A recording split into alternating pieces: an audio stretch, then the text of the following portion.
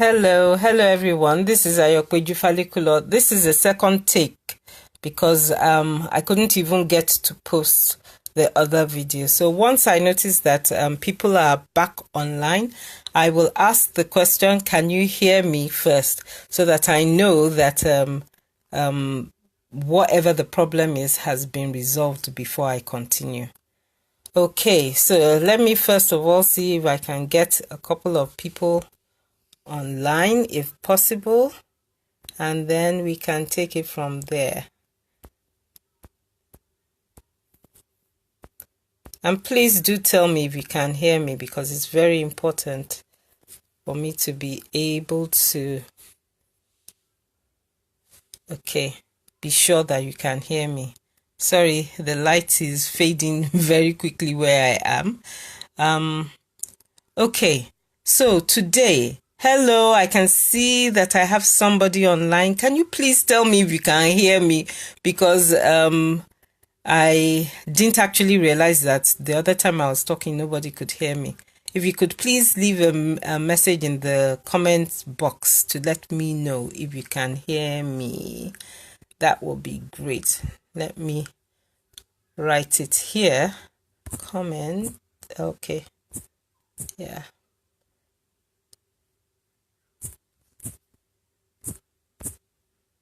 Can you hear me? Oh, can you see that? It's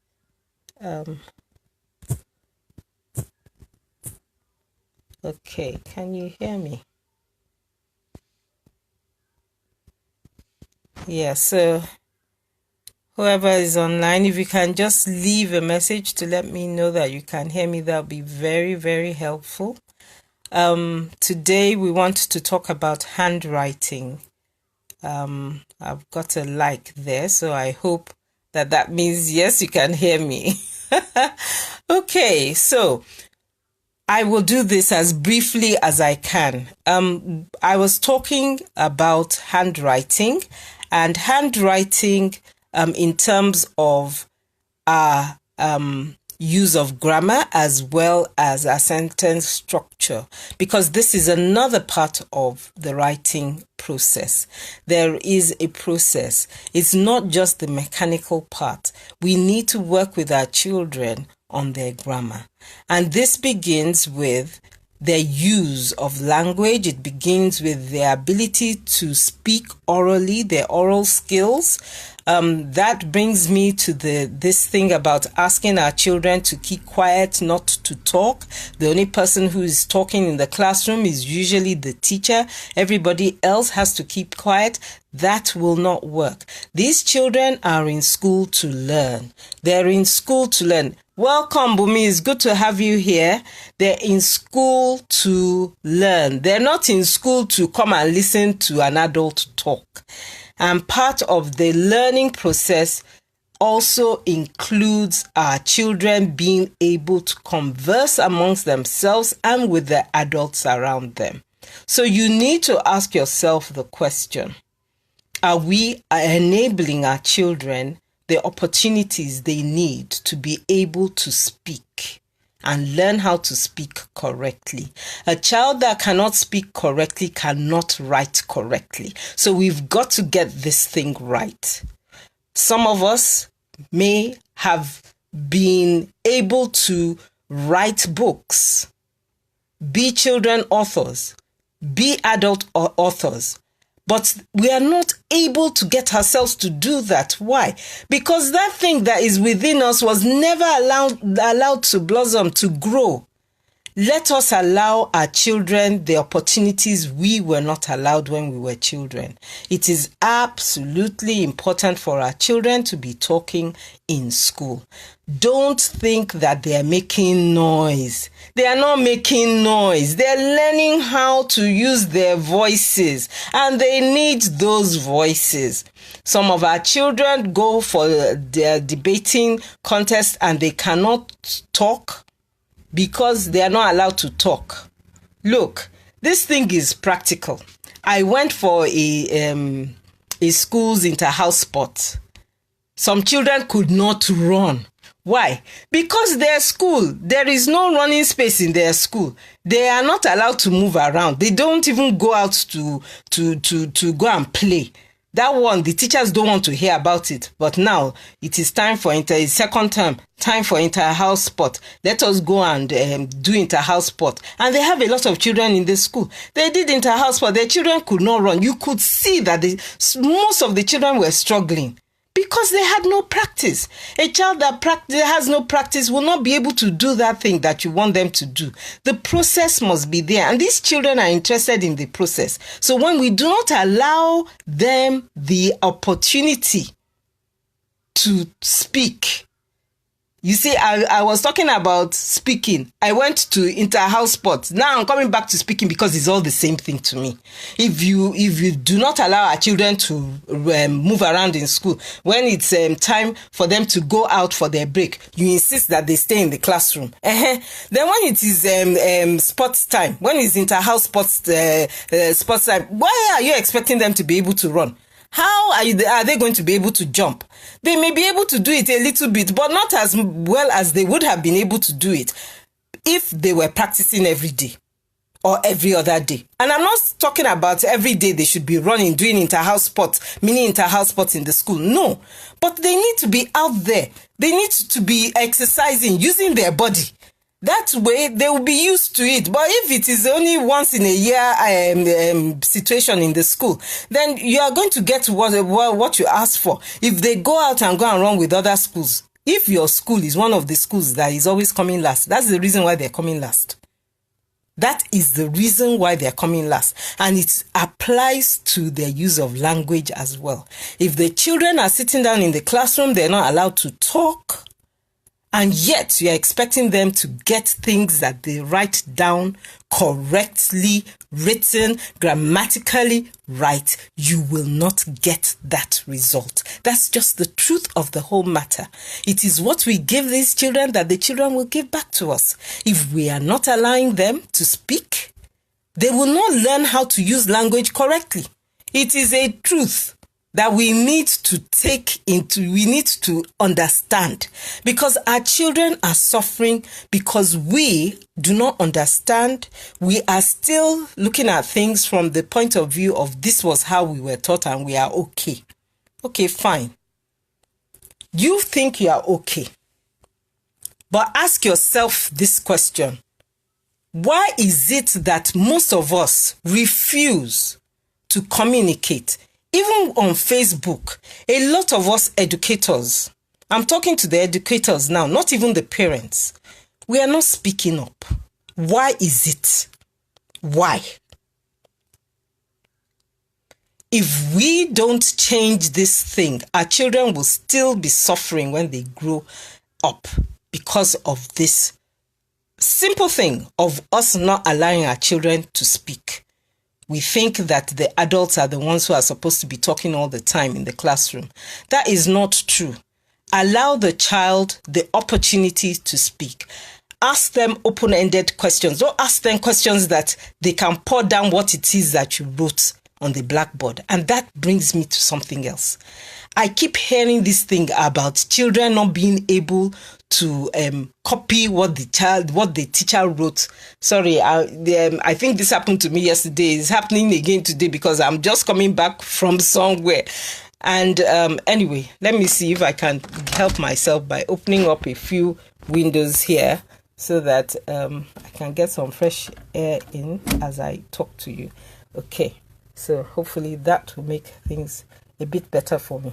All right, so I keep hearing this thing about children not being able to copy what the teacher wrote on the blackboard. Why are they copying what the teacher wrote on the blackboard? Why? You see, this is part of the problem. We think that whatever the child wants to write will not be correct, and therefore it is not good. So the teacher must write it and they must copy it. No, this is where creative writing starts.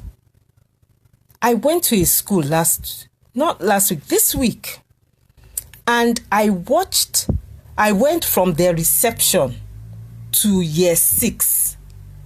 And I was amazed because you could see the quality of work from reception right up to year 6. And you could see the change. You could see the gradual process of the child actually being able to put to paper the thoughts that they have from reception to year 6. The children in reception, most of what they wrote was just one sentence, which they copied. The teacher wrote it on the board, which they had discussed and the children had agreed with. The teacher now wrote it on the board. The children could not even see it. So she now wrote it on a small whiteboard and put it on their table. The children copied it. And then, because they're reception children, they are just learning how to, 4-year-olds. And these are 4-year-olds, 5-year-olds. They wrote it out for them. And the children copied. And you should have seen what they copied. It was not neatly written.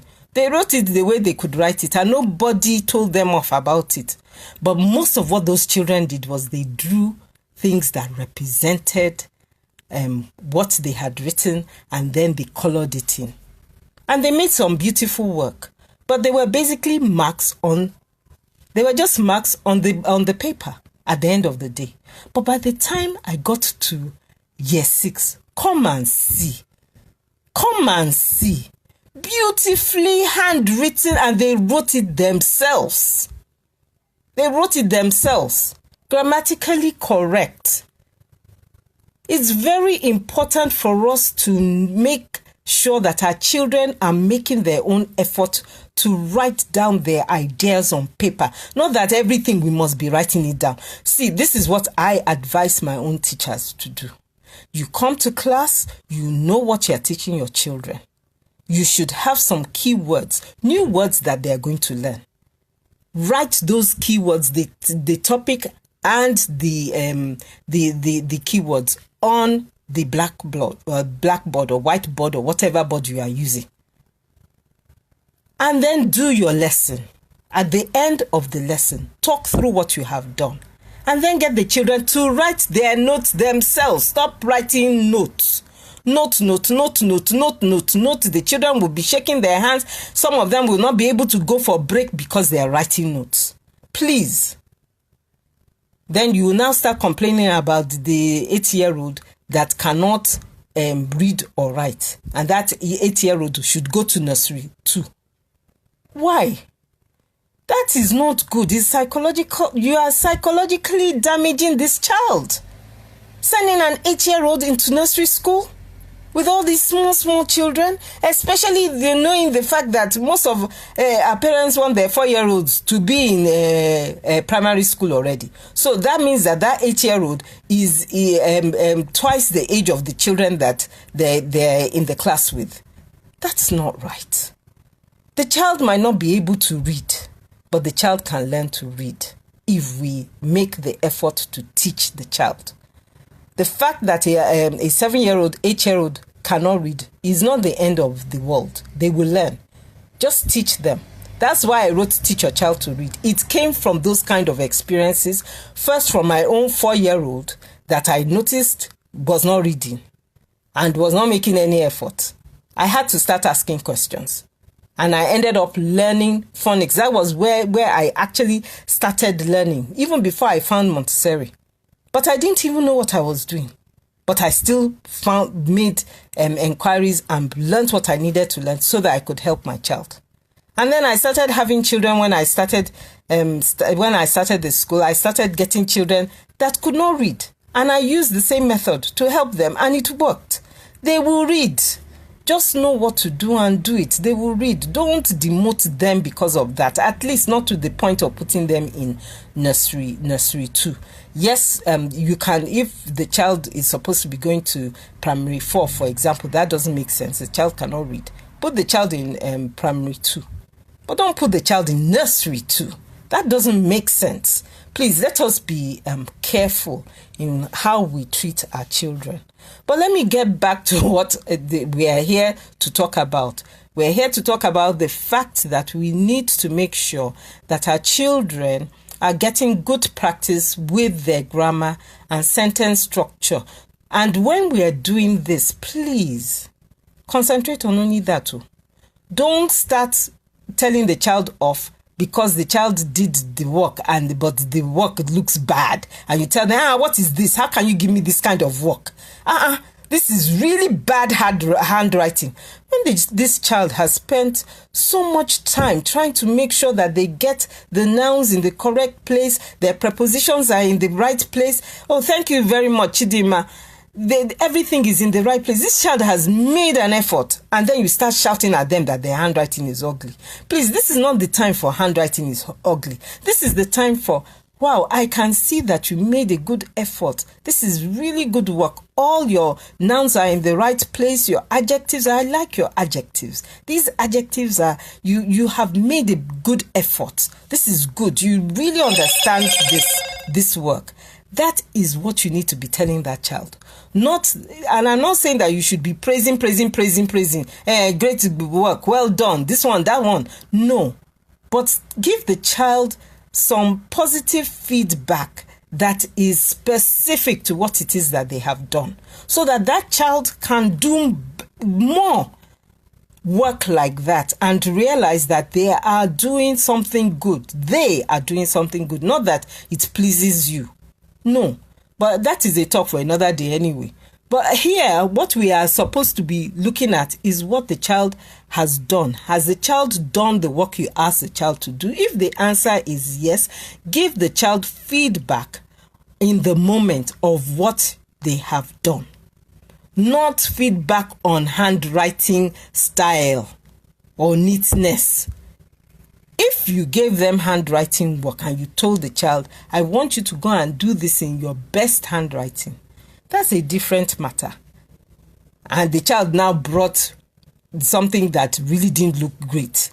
You can ask the child, I thought we were going to do this in our best handwriting. Is this the best handwriting you can do? And if the child says no, which I'm sure they will do, you ask them, what do you want to do about it? The child will go back and do it willingly, and will make a much better effort to make sure that they have at least tried to do good work this time around. So, make sure that our children are getting practice. Oral skills leads to good reading, leads to good handwriting. As I said, I think I said this a couple of days ago. The oral skills are on top. In terms of skills, it takes a while before the writing skills are on the same par with the oral skills. The reading skills are next. The handwriting skills are at the bottom.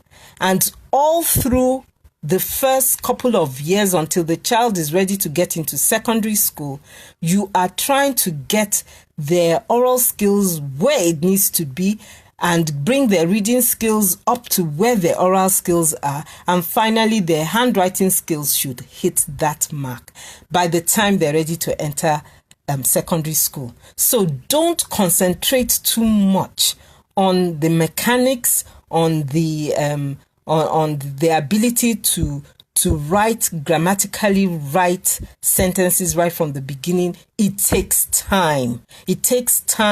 Get into using that time. It is a process. By the time they get to secondary school age, they will be able to deliver what they need to deliver to get into secondary school and do great. I hope this has been useful. If you have any questions, please ask. I don't think that there are any questions that have been asked so far.